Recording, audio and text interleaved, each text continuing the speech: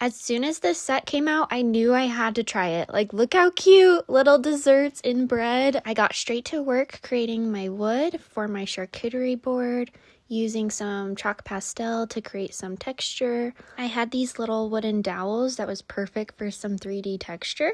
Then I took some time to replace the boards on my tile. This usually saves me a bit of time on post-baking cleanup on those edges. These little paper trays are the cutest. I knew that they'd be a little bit trickier to get the hang of, so I only started with one set for now. And now it's time to break in our molds. I started with the baguette. Look how cute! Then I started mixing some pastels to try to get a more crispy brown color for those baguettes and got them shaded. Now I'm moving on to the croissant. I seriously cannot get over how cute these are.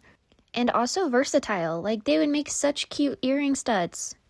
So I continue to patiently fill the mold, pop it out of the mold, which sometimes takes a little bit of patience, and then shading all of the different pastries.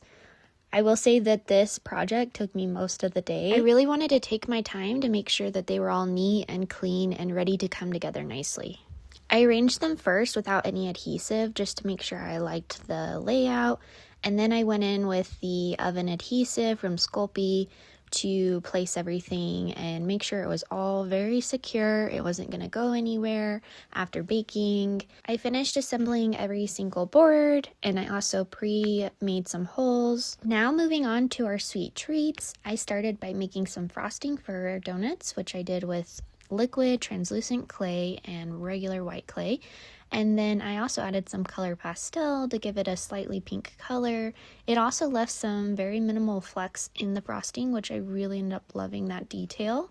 I really took my time with the frosting to make sure it looked nice. And then we are going to add some chocolate, one of the most essential treats. And then we moved on to this, I'm assuming it's like a cake donut. I'm not quite sure, but it's super cute. Now, post-baking, I got out my acetone. I needed to clean up some little imperfections, smooth out the back. And then this was my favorite part. I took different finishes, satin and gloss, to achieve some more dimension in my pieces. Where I wanted it to look like more buttery, I did gloss. Where I wanted it to look a little bit more like a cake or frosted, I did satin. And here is the finished result. I am so happy with how these turned out. They are so cute. I am so glad I got this set. I'm going to use it for so many different things. Thank you so much for watching.